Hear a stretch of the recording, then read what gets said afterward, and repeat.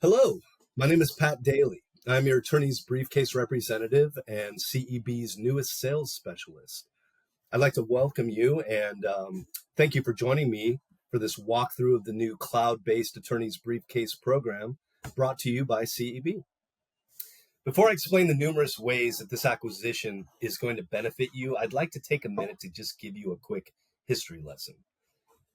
The California Family Law Program was originally launched in 1988, making it the first electronic treatise in the world. Unfortunately, as we progressed through the decades, this outdated programming language became problematic. As the program aged, it became less compatible with modern operating systems and internet browsers, often making the installation process incredibly cumbersome. Because the program was installed onto your hard drive, you had to repeat this process routinely in order to keep your program up to date. There was also a necessary cutoff required in order for us to publish. So we would have to cut it off at a certain time, go through the publishing process, and by the time we shipped it to you and it was installed, the program was already out of date, which is why these additional elements like BriefCase on Call and the Weekend Brief email alert were so necessary. It was our way of keeping you updated in between program updates. Another common issue was the fact that it didn't run on a Mac. It required an emulation program, like Parallels or Boot Camp. And being the small company that Attorney's Briefcase was, we were unable to address the bulk of these issues on our own, which is why the acquisition by CEB was such a fortunate event. CEB has provided ABC with the resources and the technical experience to take Attorney's Briefcase to the next level, and thereby guaranteeing the program's future. Not only has CEB solved every one of these aforementioned issues, but as you will see, they've also given you access to their own ecosystem as well. So the first thing we're going to do is we are going to navigate to our Attorney's Briefcase program. To do that, we're going to go to the top left-hand corner of the CEB homepage where you see the 9-dot navigational menu. If we pull that down, this is going to give you access to all of your CEB subscriptions. We'll make our way down to the California Family Law Program and select that. So this is your new Attorney's Briefcase landing page. This is referred to as the Updates page. Also, you'll see on the right-hand side, it's your recently viewed. This is a nice new feature that was added that allows you to basically pick up where you left off. It's going to show you all of the cards that you hit in your last session. Now, on the left-hand side here, you have your updates. These are your recent developments. Now, this used to be located on BriefCase on Call, but now you're getting all of your recent developments right here. And you'll notice the dates. They have just been recently updated. For example, today, these were updated 4 days ago. But unlike BriefCase on Call, these have already been categorized within the subject index, as you can see from their navigational tabs down below, showing where in the subject index this card happens to be located. Now, as you're used to, you can always click on the holding and it will take you to that card, allowing you to read the facts, notes, comments, etc. And of course, you'll always be able to pull up the full text of the case as well. Another thing that you can do, which is nice, is that if this happens to be on point for you, not only can you go to the card, but you can go and see all the cards that are in that section. So if I were to go up here and click on Remand, not only will the card that I just read be there, but all the other cards pertaining to this issue as well. Again, like the Attorney's Briefcase program of old, your back button will always navigate you back one step. You see, this program is now updated on the fly. So as law changes, we are updating the program in real time, which means that every time you connect to your family law program, you will be using the most up-to-date treatise available to you in California for family law. Let's go ahead now and let's move up to our cards section. And this is where a lot of you are going to recognize. So when we click on cards, that's going to bring us to our subject index. And for you longtime users, you will recognize this as your old homepage, starting with attorney's fees and working its way down to unmarried cohabitors. Now, the way the subject index works is it's like a filter system. You're starting with these general topics. And as you open them up, it'll bring their subcategories out, allowing you to get more specific at every level. Eventually, it's going to take you to all of the law that's arguing for and against your case. So to give you a quick example here, let's say that Mrs. Jones is coming to you for an extension in spousal support. Starting from the subject index, let's go down to spousal support, and we'll pull out its subcategories. We're going to go down to termination duration of support, extension past termination date, and depending on which side of the case you're on, we've come to an end here. Now we're looking to extend, so we're going to go to permitted.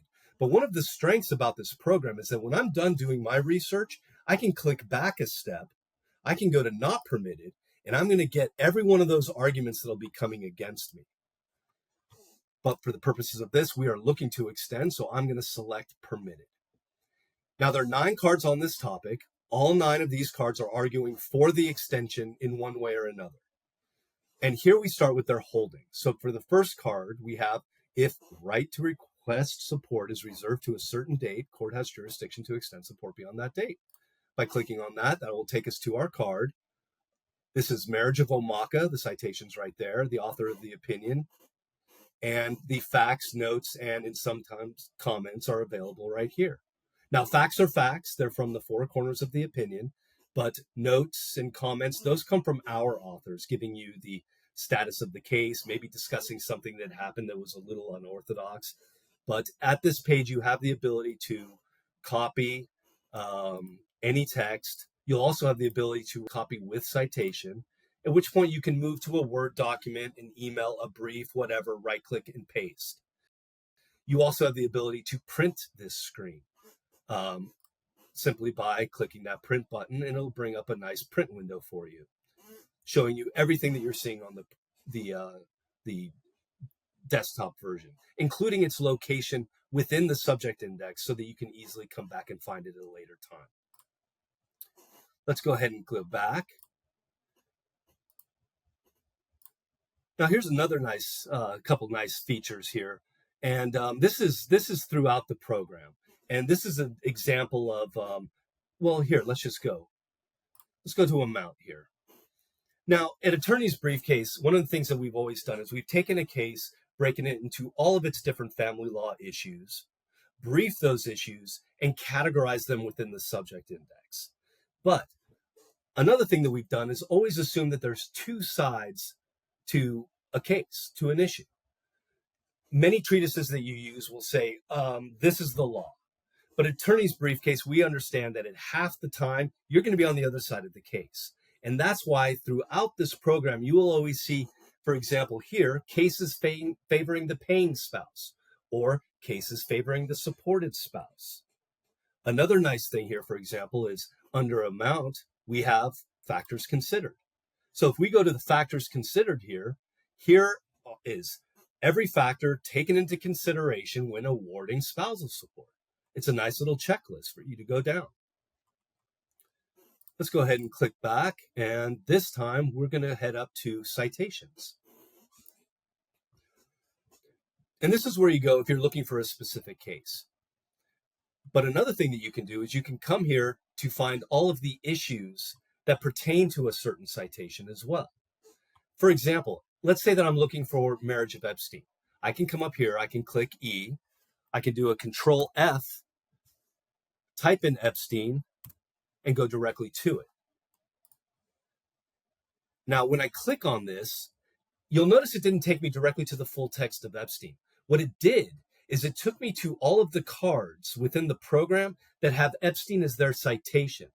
Again, as I said before, what we do is we take a case, break it into all of its different family law issues, brief them, and categorize them within the subject index. Now, marriage of Epstein was such a monumental case in family law that our authors have pulled out 11 family law issues, which is why there are 11 citing cards here. And these are the holdings for each one of those cards. Now, the nice thing about this is that as quickly as you can reference that case, not only can I be at that case, but just by reading these 11 holdings, I can familiarize myself with the family law issues inside this case in a matter of minutes. So, for example, reimbursement should generally be ordered for post-separation payments of community property obligations, exceptions listed. By clicking on that, it'll not only take me there and show me the facts. Again, I can pull up the citation from any one of these cards, the full text, by clicking the citation. But another thing that this can do is it can point me towards areas I may not have thought to look in. If I come across something in here that happens to be on point for me, for example, let's say the spousal support payments may come from husband's share of community property pension. If I click on that, it'll take me to the card. But if I click on the last organizational tab, arguments against, not only am I going to find this card, but I'm going to find all the other cards that also deal with this issue. So again, it's another way of finding stuff within this program. So let's go ahead and click back to that. And now let's go ahead and head up to our code, rules, and regulations. Now, if you know what statute you're looking for, you can just come right here and you can go ahead and just family code. Unfortunately, you will need to do either a Control F at this time to type in, let's say, 4336. We'll hit enter. That'll take us directly to the 4336. And then, of course, you can always select at that point by clicking on it. Now, another thing that you can do if you wanted to is by searching up here.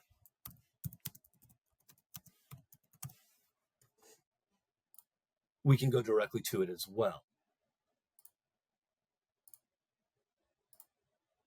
So your search bar will also find the code that you're looking for. Now, this is a very impressive list of codes, rules, and regulations, but not everything is there.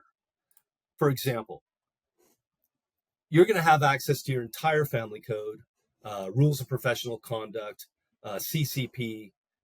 You know, they're in here in their entirety. But when you start to get into some of these obscure sections, for example, vehicle code, you're going to have only what you need for family law. For example, you know, registration, transfer of title.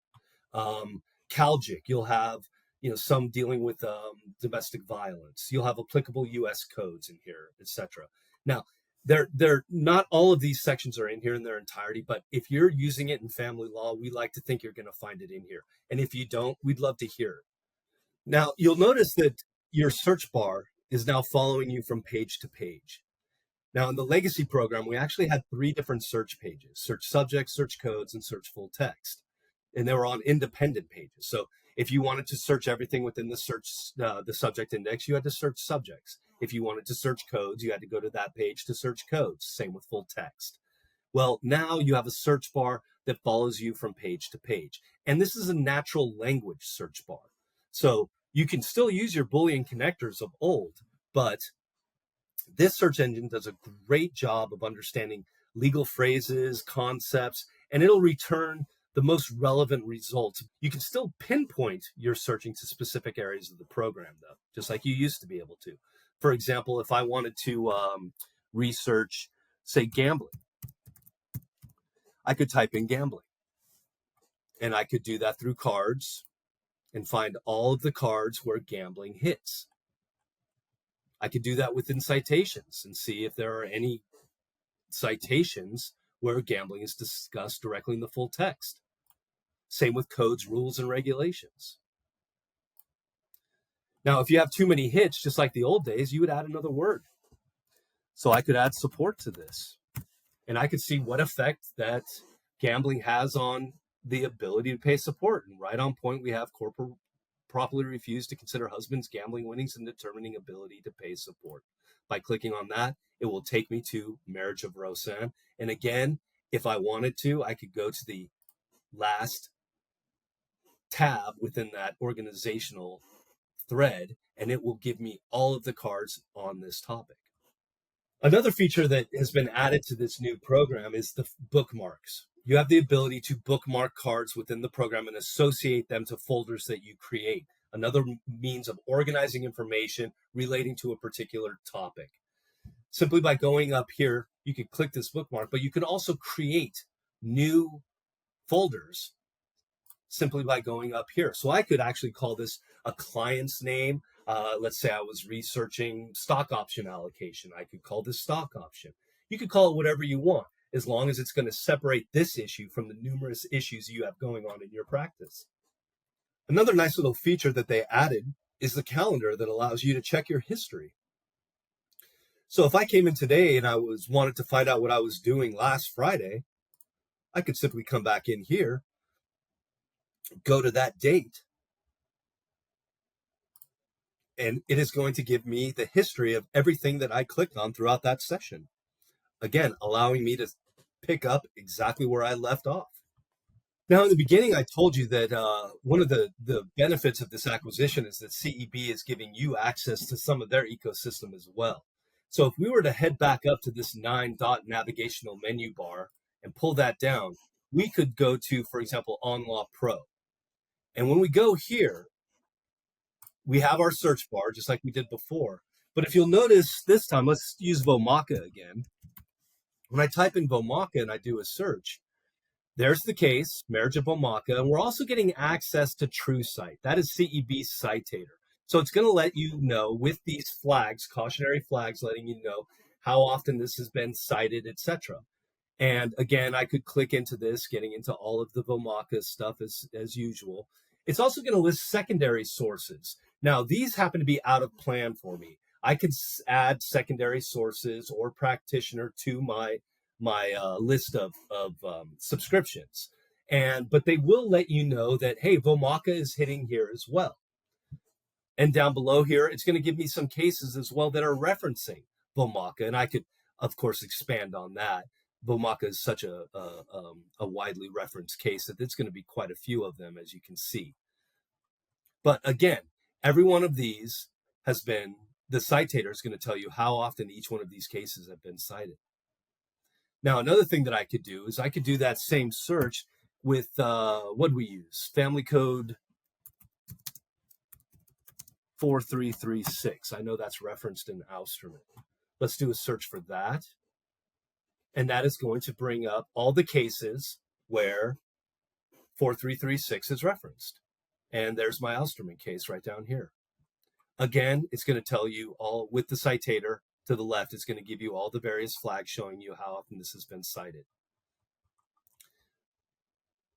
I can also go to statutes and find out every statute that's also referring to 4336 simply by clicking the statute button, leaving my search there and clicking the new statutes. The last thing I'd like to show you on OnLAW Pro here is the news feature up top. By going up here and selecting news, we're going to get news for all practice areas. But one nice feature, of course, is I can limit that to a specific area of law. So if I scroll down here and go to family law, I can get all of the news affecting family law. And just by scrolling down, you have access to all of this. Well, that's basically the new cloud-based attorney's briefcase program in a nutshell. I'd like to thank you for joining me for this walkthrough. We know that the new appearance may be a little daunting for some of you legacy users, but don't be intimidated by this at all. The functionality of this new program was designed specifically with you in mind. So play around with it. I'd love to hear your feedback, good, bad, whatever. Please let me know. And if anybody wants a walkthrough of the program at your convenience, feel free to email me at any time. And I'll stop what I'm doing and spend 15 minutes walking you through the program. Other than that, again, thank you very much, and have a great day.